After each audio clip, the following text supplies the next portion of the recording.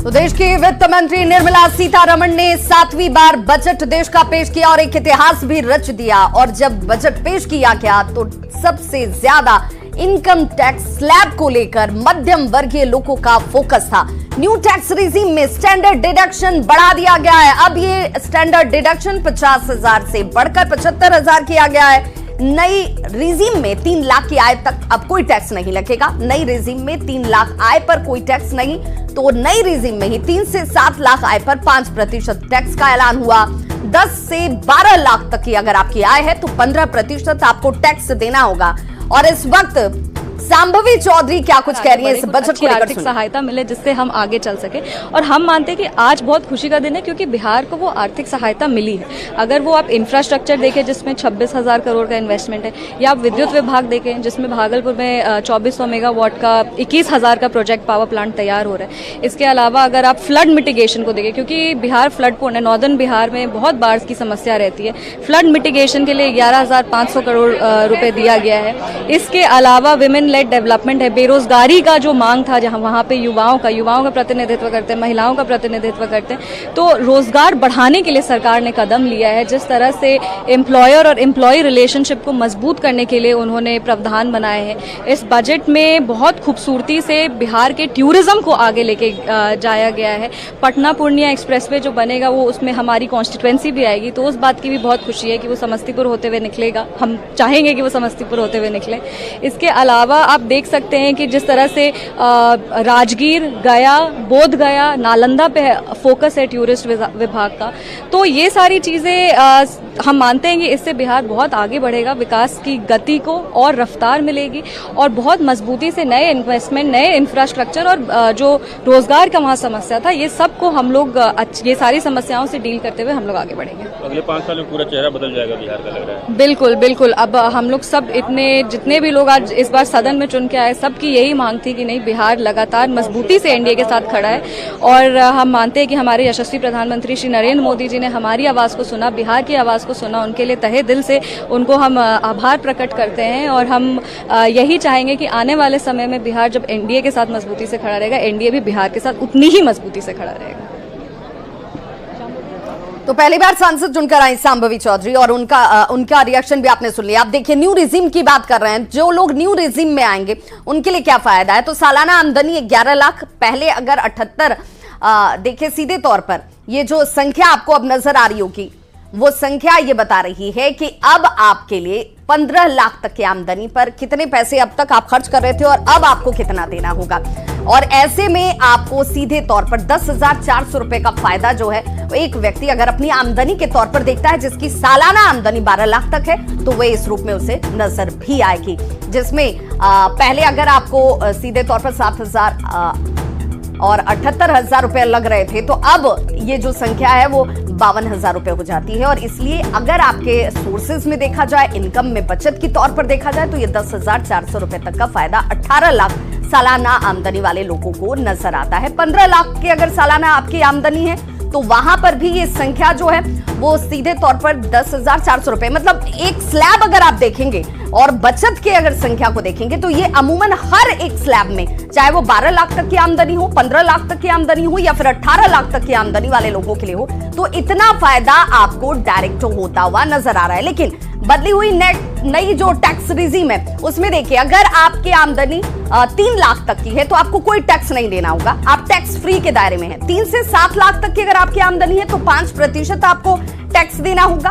7 से 10 लाख तक की अगर आपकी आमदनी है तो 10% आपको ये टैक्स देना होगा। 10 से 12 लाख वालों को 15%, 12 से 15 लाख वालों को 20% और 15 लाख से ज्यादा, यानी कि इसके बाद आप जितनी भी आमदनी करते हैं अगर उस दायरे में आप आते हैं तो आपको 30% ही टैक्स लगेगा। तो ये बदली हुई नई टैक्स रिजीम जिसे आप इस वक्त ग्राफिक्स के जरिए देख पा रहे होंगे। लेकिन इसके साथ एक और जिक्र किया, टीडीएस समय पर अगर आप नहीं भरते हैं तो ये अपराध की श्रेणी में नहीं आएगा। ये भी निर्मला सीतारमण जो कि वित्त मंत्री हैं उन्होंने सीधे तौर पर साफ कर दिया।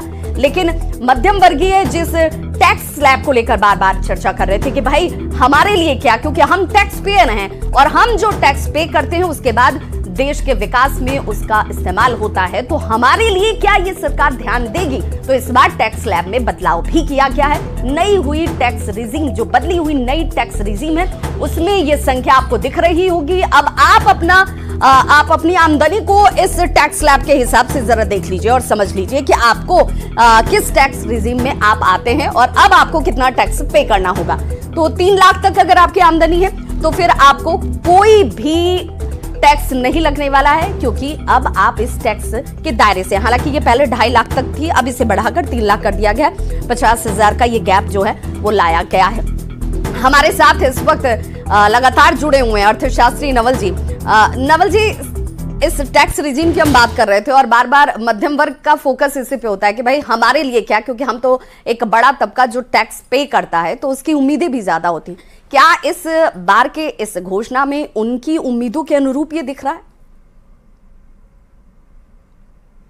नहीं दिख रहा है, और इससे अर्थव्यवस्था को नुकसान होगा, क्योंकि कोई भी विकास अगर सस्टेन्ड होना है तो डिमांड क्रिएट करना पड़ेगा, और डिमांड मध्यम वर्ग के पास ही है और जो निचला तबका है उसके पास है, क्योंकि उसमें कंजम्पशन करने की प्रोपेंसिटी अधिक होती है। अंग्रेजी में बोलते हैं प्रोपेंसिटी टू कंज्यूम। अगर अधिक कंजम्पशन नहीं हो रहा है तो इनकम बढ़ाना होगा। इनकम बढ़ाने का क्या तरीका है कि मध्यम वर्ग को आप टैक्स में छूट दें, तो टैक्स में छूट बहुत नहीं है। स्टैंडर्ड डिडक्शन 50 से 75 करने से क्या होगा? बहुत नहीं होगा। आपका इनकम टैक्स स्लैब में कोई मेजर चेंज नहीं है, और दूसरी तरह से भी इनकम ये मिडिल क्लास को कोई बड़ी राहत नहीं है। तो डिमांड जनरेट नहीं होगा इकोनॉमी में। तो जब डिमांड नहीं जनरेट होगा, कंजम्पशन नहीं बढ़ेगा, तो जो विकास होगा उसको सस्टेन हम नहीं कर पाएंगे। इसलिए आशा के अनुरूप मिडिल क्लास को कोई मेजर रिलीफ नहीं है। कॉरपोरेशन टैक्स में छूट दी गई है और उसको घटाया गया है, 35 से 30% किया गया है, और खास करके फॉरेन कंपनीज को वहाँ छूट दी गई है, लेकिन यहाँ छूट नहीं दी गई है, और ये मैं समझता हूँ निराशाजनक बात है। और दूसरे माध्यम से भी उनके पास आय पहुँचनी चाहिए, तभी इकोनॉमी को सस्टेन कर पाएंगे। इसलिए मिडिल क्लास को निराशा है। हेल्थ सेक्टर में भी जो अनाउंसमेंट होना था कि वो आयुष्मान, मैंने तो नहीं सुना कि जिसमें 70 वर्ष की आयु से अधिक लोगों को आयुष्मान कार्ड में शामिल करने की बात नहीं। हेल्थ बेनिफिट देना चाहिए था, और भी तरीका है जिससे कि मिडिल क्लास को राहत पहुंचाई जा सकती थी, लेकिन वैसी कोई राहत मुझे अभी तक देखने को नहीं मिला है। लेकिन ग्रामीण विकास के लिए 2.66 करोड़ रुपए का आवंटन, क्या ये नहीं लग रहा है कि फोकस जो है उस क्षेत्र के लिए इस बजट में दिखाया गया? बिल्कुल बिल्कुल। 2.66 लाख करोड़ है ग्रामीण विकास के लिए, और 1.52 जहां तक हमने देखा है एग्रीकल्चर के लिए। कुल मिलाकर के आप देखेंगे तो 5-6 लाख के करोड़ के करीब है, लेकिन ये टोटल बजट एक्सपेंडिचर जो 32 लाख में कितना परसेंटेज है? आज भी देश में 2/3 पॉपुलेशन एग्रीकल्चर पर और रूरल सेक्टर पर निर्भर है। अधिकांश गरीबी इसी सेक्टर में है, बेरोजगारी इसी सेक्टर में, अनएम्प्लॉयमेंट है, अंडर एम्प्लॉयमेंट है, डिस्गाइज अनएम्प्लॉयमेंट है, और ये रूरल सेक्टर डिस्ट्रेस में है। और जबकि इतना बड़ा पॉपुलेशन है, आप उतने बड़े पॉपुलेशन पर 32 लाख करोड़ में आप 5 लाख के करीब देते हैं, तो ये किस तरह का न्याय है? फिर भी इन्होंने कुछ किया है, क्योंकि उसको इग्नोर नहीं कर सकते। मेजर प्रोजेक्ट कौन सा है? इरिगेशन और फ्लड कंट्रोल के नाम पर, चूंकि बिहार का असर है केंद्र की सरकार के सर्वाइवल पर, इसीलिए कोसी के लिए इन्होंने 11,500 करोड़ का उसकी हम सराहना करते हैं। लेकिन नेशनल लेवल पर कौन सा मेजर इरिगेशन प्रोजेक्ट आया? कौन सा फ्लड कंट्रोल का प्रोजेक्ट आया? कौन सा मेजर इनिशिएटिव है एग्रीकल्चर रूरल सेक्टर में? तो मैं मानता हूं कि सरकार ने कुछ प्रयास किया है, लेकिन ये जो रूरल डिस्ट्रेस है, किसानों की समस्या है, और जो एग्रीकल्चर का लार्जर प्रॉब्लम है, उस प्रॉब्लम को एड्रेस करने की कोशिश नहीं हुई है। तो ये सिर्फ आप इंडस्ट्रियल सेक्टर और सर्विस सेक्टर के भरोसे अर्थव्यवस्था को चलाना चाहते हैं। विकसित बिहार की कल्पना कर सकते हैं, अब हो सकता है विकसित हो जाए, लेकिन ये लॉपसाइडेड डेवलपमेंट होगा। हिंदुस्तान की आबादी का बड़ा हिस्सा इस विकास से छूट जाएगा। सवाल विकास का नहीं है, सवाल विकास के बंटवारे का भी है। विकास का लाभ कहां पहुंच रहा है? क्या गरीबों तक पहुंच रहा है? मिडिल क्लास तक पहुंच रहा है? लेकिन क्षेत्रीय जिस किसान की बात आप नवल जी कर रहे हैं, आप भी कहते रहे कि जब फसलों की बात होगी, दलहन और तिलहन की बात होगी, तो उस पर तो सरकार ने जोर दिया है। इसमें सीधे तौर पर यह भी कहा गया कि भाई बिल्कुल दिया है, लेकिन सेकंड ग्रीन रिवॉल्यूशन की बात कहां है?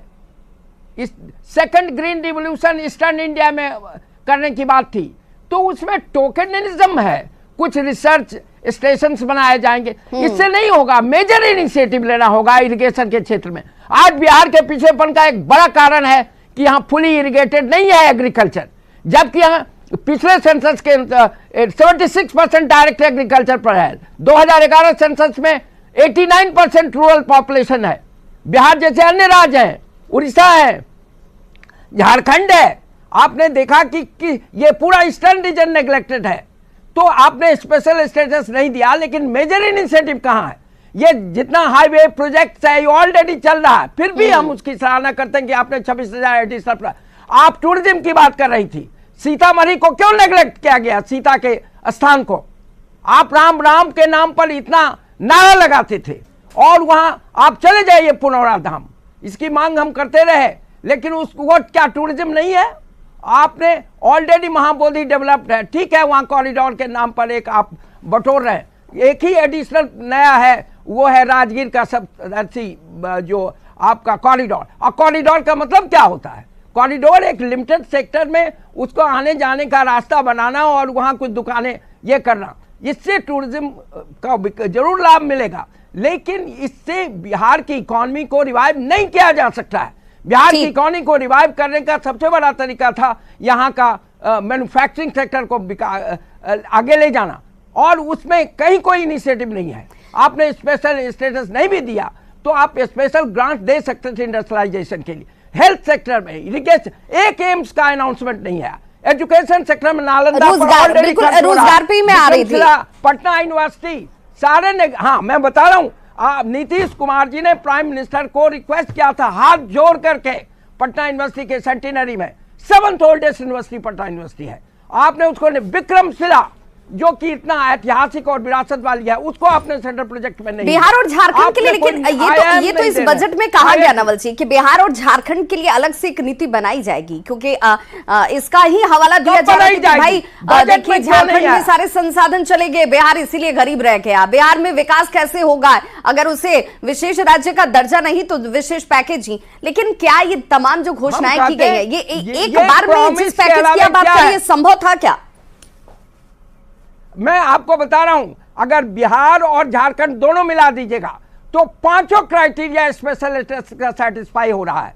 5 क्राइटेरिया में है हिली and difficult terrain and tribal population, जो आज बिहार के पास नहीं है, वो झारखंड के पास है। और ये 3 बाकी जो है इंफ्रास्ट्रक्चर और बैकवर्ड, बिल्कुल नवल जी आती हूँ, और उसके बाद पूछूंगी कि महंगाई को लेकर जब महिलाएं कह रही थी कि मेरे किचन का बजट बिगड़ जाता है, उस महंगाई को लेकर वो महंगाई कितनी दूर हो पाई इस बजट से, और उनके जेब में कितना पैसा बचेगा, उनका खर्च कितना कम होगा, ये भी अब इस वक्त चर्चा का विषय है, और इस पर भी मैं आपकी राय लूंगी। केंद्रीय मंत्री निर्मला सीतारमण ने बजट 2024 और 25 को पेश कर दिया, जिसमें बिहार को कई सौगातें दी गई, जिसकी चर्चा आप सभी कर रहे हैं। पूर्व उप मुख्यमंत्री तारकिशोर प्रसाद ने कहा है कि बिहार के लिए और बेहतरी इससे जरूर होगी, क्योंकि जो दिया गया है उसके बाद विकास की गति रफ्तार पकड़ेगी।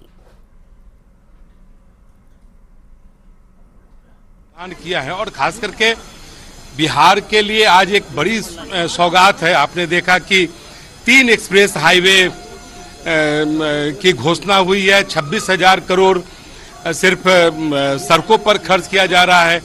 कई मेडिकल कॉलेजों की स्थापना के लिए भी प्रावधान किया गया है, और जो व्यवसायी है उसके लिए जो 10 लाख रुपया की सीमा थी मुद्रा लोन की, उसे 20 लाख रुपया किया गया है। छात्रों को 3% के दर से उन्हें शैक्षणिक कार्य के लिए लोन की सुविधा हमारी सरकार ने दी है। अभी तो बजट लगातार सदन में बजट पर भाषण चल रहा है, और उम्मीद करते हैं कि और भी सारी घोषणाएं अभी जो होनी है निश्चित तौर पर होगी, और बिहार के विकास के लिए, बिहार के संबंध में जो अलग अलग कई मांगे आ रही है कि बिहार और कैसे बेहतर हो, मुझे लगता है कि वो सारी आकांक्षाएं इस बार के बजट में पूरी होगी। तो पूर्व डिप्टी सीएम तारकिशोर प्रसाद, इनका ये बयान जो है जिस वक्त बजट पेश किया जा रहा था उस वक्त का, और उन्होंने कहा कि जो घोषणाएं की जा रही है उसमें बिहार तो फोकस में है भाई, और हमारी यही कोशिश थी कि बिहार पे फोकस होना चाहिए, तो किया जा रहा है। बिहार के जल संसाधन मंत्री विजय चौधरी ने केंद्र सरकार को धन्यवाद दिया और वहीं विरोधियों पर जोरदार हमला करते हुए कहा कि आज उन्हें जवाब इस बजट से मिल गया है।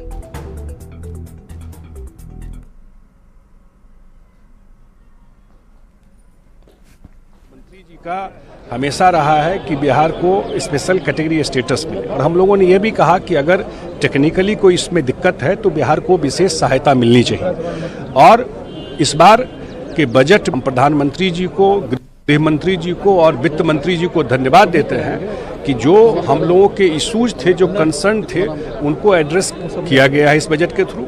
खास करके जो फ्लड का इशू है, पूरा उत्तर बिहार का आपको हर एक साल फ्लड आता है, हजारों करोड़ हम लोग का लॉस होता है। पहली बार बजट में उत्तर बिहार के बाढ़ के निदान के लिए एक कंक्रीट प्रपोजल मूव किया है, चाहे कोसी मेची इंटरलिंक योजना हो, चाहे नया बराज बनाना हो बिहार के अंदर, या और स्टडी करके क्या किया जा सकता है इरिगेशन पोटेंशियल को ठीक करने के लिए कोसी या अन्य जो नदी है उसके लिए बजट में प्रावधान किया गया है। अगर प्रॉब्ली और ज़रूरत होगा तो मुझे ज़रूर विश्वास है कि सरकार और मदद करेगी। इसके अलावा जो एक 4 एक्सप्रेसवे 26,000 करोड़ का, आपको बक्सर के पास गंगा में 2 लेन आपको ब्रिज, और पिरपैती में जो आपको खास करके जो बिजली के उत्पादन के लिए जो 20,000 करोड़ से ज़्यादा का प्रावधान किया गया है इस बजट में। और एक चीज़ जो और महत्वपूर्ण कहा गया है कि नए एयरपोर्ट, नए मेडिकल कॉलेज और जो स्पोर्ट्स फैसिलिटी के लिए जो बिहार को स्पेशल ध्यान उस पर दिया जाएगा। तो पूरा बजट हम लोगों ने पढ़ा नहीं है अभी, उनके भाषण का कंटेंट पढ़ के जो समझ में आया अभी, तो डिटेल तो बाद में इस पर हम लोग रिएक्ट करेंगे, बताएंगे, लेकिन इस इशू को एड्रेस करने का जरूर ये किया गया है। लेकिन सर, विपक्ष के लोग ये कह रहे हैं कि एनडीए के सहयोगी दलों को खुश करने के लिए ये बजट लाया गया। देखिए, मैं बता दूं आपको कि जो कांग्रेस पार्टी है 15 साल बिहार में जो गर्त में डूबा था लालू जी के टाइम में, जो बिहारी कहलाना शर्म का विषय हो गया था, उसमें जितना आरजेडी का रोल है उतना ही रोल कांग्रेस का था कि वो सरकार कांग्रेस के मदद से चल रही थी, और कांग्रेस बिहार विरोधी है, कभी बिहार को उन्होंने मदद नहीं किया। मनमोहन सिंह जी की सरकार थी, तब बताइए कि वह उस समय भी हम लोग डिमांड कर रहे थे, 1 पैसा को कभी कुछ दिया बिहार को? लालू जी के बदौलत सरकार चल रही थी, और ये अंत नहीं है, ये मदद की शुरुआत है। अगले 5 साल में बिहार का कायाकल्प इस एनडीए सरकार द्वारा होगा।